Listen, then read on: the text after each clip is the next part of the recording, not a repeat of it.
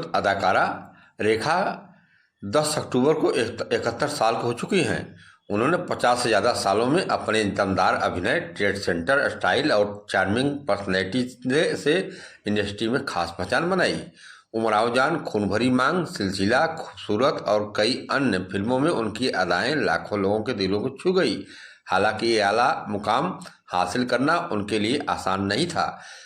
बता दें कि कभी रेखा को बढ़े वजन को लेकर ताने मिले, कभी शशि कपूर ने काली मोटी कहा, लेकिन आज इन्हीं रेखा की खूबसूरती पर एकेडमिक कोर्स कराया जाता है। आज उनके जन्मदिन के खास मौके पर आपको मैं प्रस्तुत कर रहा हूं रेखा के संघर्षों के पीछे किस तरह से उन्होंने अपनी किस्मत को बदली और फिल्म इंडस्ट्री में अपने को टॉप मोस्ट पर रखी।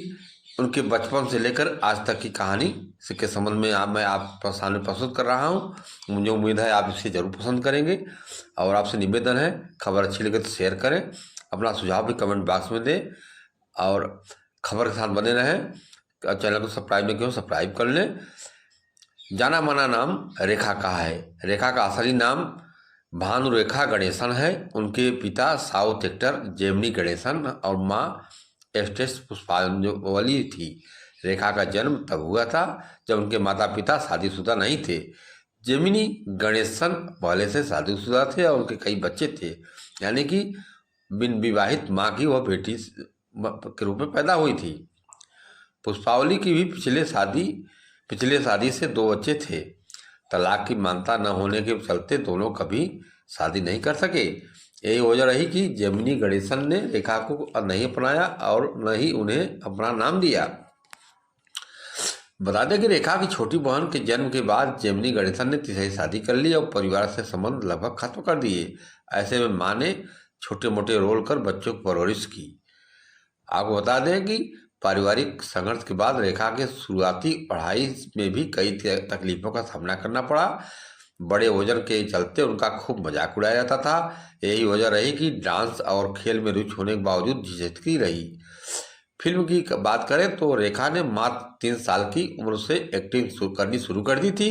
वह कभी भी एक्ट्रेस नहीं बनना चाहती थी, लेकिन परिवार के हालात खराब थे और माँ की हिदायत पर उन्होंने फिल्में में काम शुरू किया।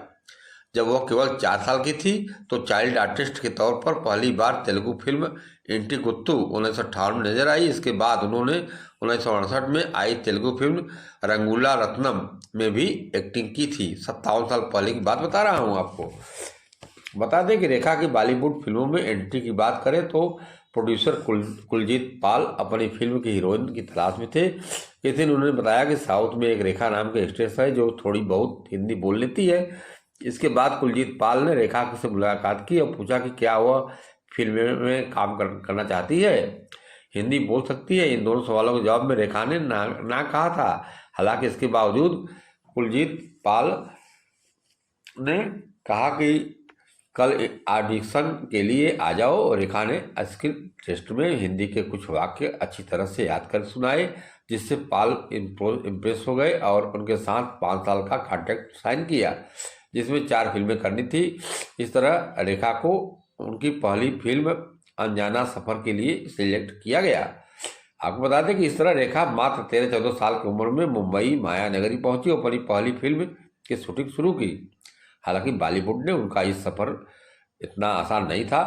उनके रंग, वजन और टूटी फूटी हिंदी पर कई बार ताने मारे गए। कई लोग तो उन्हें मद्रासन दक्षिण भारतीय लड़की कहकर चिढ़ाते थे। रेखा की पहली हिंदी फिल्म अनजाना सफर थी, लेकिन सेंसरशिप की समस्याओं के कारण उसे 2 शिकार के नाम से 10 साल तक बाद रिलीज किया गया। इसलिए उनकी पहली रिलीज हिंदी फिल्म सावन भादव 1970 में रही थी। रेखा पर बायोग्राफी लिखने वाले यासिर उस्मान अपनी किताब में लिखते हैं कि फिल्म सावन भादव के प्रीमियर के दौरान शशि कपूर ने कहा था कि इतनी काली मोटी अजीब दिखने वाली यह एक्ट्रेस कैसे सफल होगी। हालांकि ये फिल्म हिट साबित हुई और इससे रेखा को रातों रात पहचान मिल गई। आपको बता दें कि इसके बाद रेखा ने रामपुर का लक्ष्मण 1972 में, कहानी किस्मत के 1973 में और प्राण जाए पर वचन न जाए 1974 जैसी फिल्मों में काम किया। ये फिल्में हिट रही, लेकिन उनकी एक्टिंग को ज़्यादा सराहना नहीं मिली। फिर 1976 में दो अनजाने और 1978 में घर और मुकद्दर का सिकंदर जैसी फिल्मों में क्रिटिक्स ने भी उनकी एक्टिंग की तारीफ की। इसके बाद फिल्म खूबसूरत 1980 के लिए उन्हें पहला फिल्म फेयर अवार्ड मिला। उन्होंने सिलसिला 1981, जो उमराव जान 1981 और इजाज़त 1987 जैसे फिल्मों में भी शानदार एक्टिंग किया। उमराव जान के लिए उन्हें नेशनल अवार्ड मिला। उमराव जान का गाना आज भी लोग मन में गुनगुनाते हैं। तो 1990 के दशक में उनके रोल कम होते गए, लेकिन खून भरी मांग 1988 और खिलाड़ियों का खिलाड़ी 1996 में उनकी अदाकारी की तारीफ हुई। 2000 के दशक के बाद तो माँ और सपोर्टिंग रोल में नजर आई, जैसे कोई मिल गया 2003 और कुछ 2006, क्रिस और रेखा की आखिर 3 फिल्में में सदियाँ 2010, क्रिस 3 2013, किरदार सोनिया मेहरा और सुपर नानी 2014 शामिल है। आपको बता दें कि रेखा की गिनती उन एक्ट्रेस में होती है जिनका फिल्मी करियर जितना चर्चित था उतना ही उनकी पर्सनल लाइफ भी चर्चा में रही। 1971 में रेखा को फिल्म एक बेचारा में जितेंद्र के साथ साइन किया गया। जितेंद्र उस वक्त कुंवारे थे, अपनी लोकप्रियता के चरम पर थे। दोनों के अफेयर की खबरें सामने आई। शिमला में शूटिंग के दौरान दोनों के बीच नजदीकियां बढ़ी और मुंबई लौटने के बाद यह रिश्ता और गहरा गया। फिल्म एक बेचारा कामयाबी के बाद दोनों ने फिल्म अनोखी अदा भी साइन की, लेकिन कहानी में मोड़ तब आया जब रेखा को पता चला कि जितेंद्र की पहले से एक गर्लफ्रेंड शोभा है। आपको बता दें कि रेखा के लिए यह झटका था। फिर दिल टूटने के बाद उन्हें एहसास हुआ कि जितेंद्र के लिए रिश्ता सिर्फ टाइम पास था। फिल्म की शूटिंग के दौरान उनके झगड़े इतने बढ़ गए कि सेट पर सबके सामने बातें होने लगी। एक दिन जितेंद्र की कोई टिप्पणी सुनकर रेखा फुट कर रो पड़ी और उसके बीच बातचीत बंद हो गई। फिल्म किसी तरह पूरी हुई, ये रिश्ता खत्म हो गया। आपको बता दें जितेंद्र के बाद रेखा की जिंदगी में विनोद मेहरा आए। दोनों अक्सर एक साथ हाथों में हाथ डाले लंबी ड्राइव पर और देर रात ताज होटल में डिनर करते हुए देखे जाते थे। रेखा प्यार से उन्हें बिन बिन बुलाती थी। रेखा के लिए विनोद मेहरा वह इंसान थे जिन्होंने उन्हें बिना शर्त चाहा।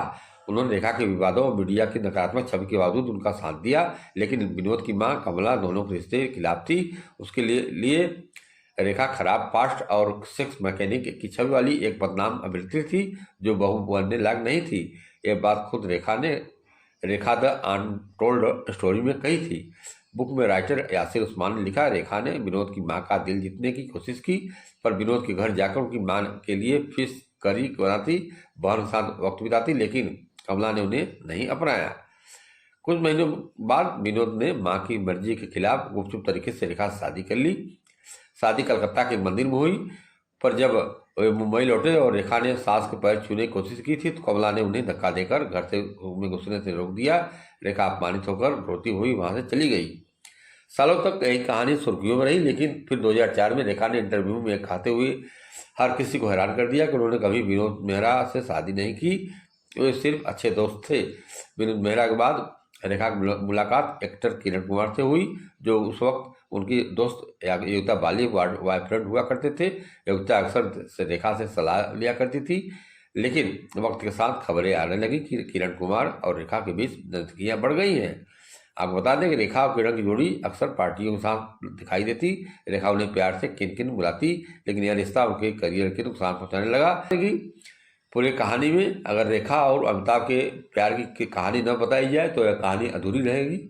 इसलिए बता दें कि अमिताभ और रेखा ने पहली बार फिल्म दो अनजाने में स्क्रीन शेयर की थी। फिल्म की शूटिंग के दौरान अमिताभ की पंचक्यूलिटी और प्रोफेशनलिज्म में रेखा प्रभावित हुई। रेखा ने पहली बार गंभीरता से अपने रोल को समझाना शुरू किया, समय पर सेट पर आने लगी और साथ ही भाषा, एक्टिंग, अपनी फिजिक पर खास तवज्जो देने लगी। इस समय उन्होंने खूब वजन घटाया था। उन्होंने लंदन में मेकअप कोर्स किया और मीना कुमारी के मेकअप आर्टिस्ट दादा के हायर किया। फिल्म दो अनजाने का एक हिस्सा कोलकाता में शूट हुआ। यहाँ रेखा अमिताभ बच्चन अक्सर फ्लोरिज टी रूम पर जाते, पार्क स्ट्रीट पर घूमते और खाने पीने के लिए बाहर जाते। इस दौरान रेखा अमिताभ के कथित रिश्तों की खबरें मीडिया में आने लगी। इसमें दोनों ने आलाप, खून पसीना जैसी फिल्मों की रेखा और अमिताभ की रियल लाइफ रोमांस अफवाहों ने उनके ऑन स्क्रीन केमिस्ट्री की ओर भी दिलचस्प बना दिया। ठीक इसी समय रेखा फिल्म पर घर रिलीज हुई, जिसमें उनके को स्टार उनके कथित एक्स बॉयफ्रेंड विनोद मेहरा थे। रेखा ने अपनी बायोग्राफी में बताया कि उन्होंने विनोद के साथ रोमांटिक सीन इतनी प्रभावशाली ढंग से इसलिए किया क्योंकि उस समय वे अपने दिमाग में अमिताभ की कल्पना करती थी। इस समय फिल्म मुकद्दर का सिकंदर में रेखा ने जोहराबाई नामक एक वेश्या का किरदार निभाया था। हालांकि वे फिल्म में लीड रोल में नहीं थी, फिर भी अमिताभ बच्चन के साथ उनकी केमिस्ट्री दर्शकों को सिनेमाघर तक खींच लाई। इसमें बहुत लंबी कहानी है। रेखा और अमिताभ बच्चन की यह प्यार इतना गहरा हो गया कि रेखा आजीवन शादी न करने का विचार बना लिया कि अगर अमिताभ बच्चन शादी नहीं हुआ तो हम शादी नहीं करेंगे। और रेखा की फिल्में, उनके कैरियर आज भी लोग चर्चा में शामिल करते हैं। फिल्मी दुनिया की मशहूर अदाकारा रेखा के जन्मदिन पर यह विशेष प्रस्तुतिकरण था। नमस्कार।